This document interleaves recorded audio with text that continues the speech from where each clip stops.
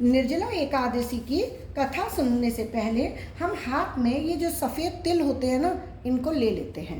अब हम कथा प्रारंभ करते हैं। एक समय की बात है, भीमसेन से व्यास जी ने कहा, हे भगवान, युधिष्ठिर, अर्जुन, नकुल, सहदेव, कुंती और द्रौपदी सभी एकादशी के दिन उपवास करते हैं तथा मुझसे भी यह करने को कहते हैं, तो मैं कहता हूँ मुझसे तो भूख बर्दाश्त ही नहीं होती, तो मैं क्या करूं? मैं दान देकर तथा वासुदेव भगवान की अर्चना करके उन्हें प्रसन्न कर लूँगा। बिना व्रत किए जिस तरह से हो सके मुझे एकादशी व्रत करने का फल बताइए।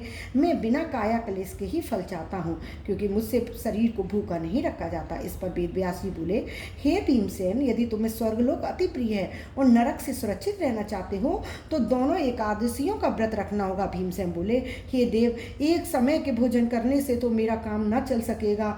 मेरे उदर में ब्रक नामक अग्नि निरंतर प्रज्वलित होती रहती है। पर्याप्त भोजन करने पर भी मेरी भूख शांत नहीं होती। इसलिए हे ऋषिवर, आप कृपा करके मुझे ऐसा व्रत बताइए जिसके करने मात्र से मेरा कल्याण हो सके।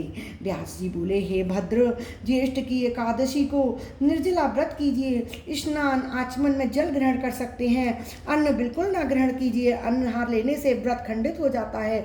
तुम भी जीवन पर्यंत इस व्रत का पालन करो। इससे तुम्हारे पूर्व एकादशियों के अन्न खाने का पाप समूल नष्ट हो जाएगा।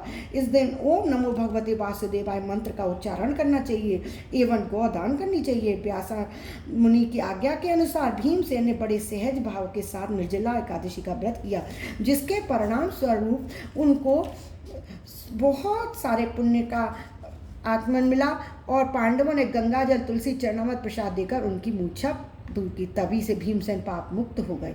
इसलिए इसे भीमसेनी एकादशी भी कहा जाता है। अब हम ये भगवान को थोड़े से संकल्पित करके और पात्र में चढ़ा देंगे। इस प्रकार से ये व्रत की जो पूजा होती है ये पूर्ण होती है।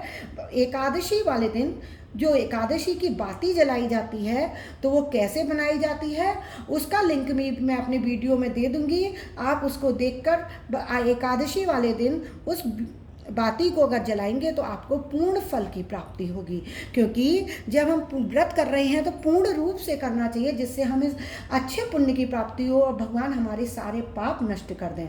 तो फिर आज के जो लिंक है मैं डाल दूंगी आपको, आप उसमें को भी ज़रूर देख लीजिएगा। और आपको आज की वीडियो पूजा विधि, पूजा सामग्री की और कथा की वीडियो अच्छी लगी हो तो मेरे चैनल पर बने रहिएगा और मेरे चैनल को लाइक और सब्सक्राइब करना मत भूलिएगा।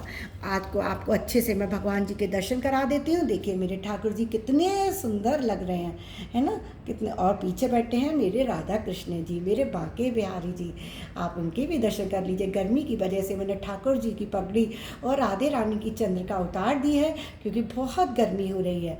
अभी मैंने मेरे ठाकुर जी को यहाँ पर बैठाला है और देखिए ये मेरी पूजा इस प्रकार से संपन्न हुई। आप भी जरूर कीजिएगा इस प्रकार से पूजा। और कोई भी समस्या हो, कोई भी बात हो तो आप मुझे मैसेज कर दीजिएगा, कमेंट कर दीजिएगा। मैं आपकी सारी समस्याओं को हल करने का प्रयास अवश्य करूँगी। दक्षिणा रखी जाती है, देखिए फिर से एक बार दिखा दे रही हूँ। गौ माता जरूर बैठा लिएगा, फल रखिएगा और ये मेवा, बर्फ़ी, बताशे का भोग, दीप, धूप और ये फूल, इस प्रकार से ये पूजा हमारी ब्राह्म होती है। अभी के लिए विदा लेती हूँ। राधे राधे। फिर से आग्रह करती हूँ मेरे चैनल को लाइक और सब्सक्राइब जरूर कर दीजिएगा और बेल आइकन को पुश कर दीजिएगा, जिससे मेरे वीडियोज़ के नित्य नोटिफिकेशन आपको मिलते रहें। राधे राधे।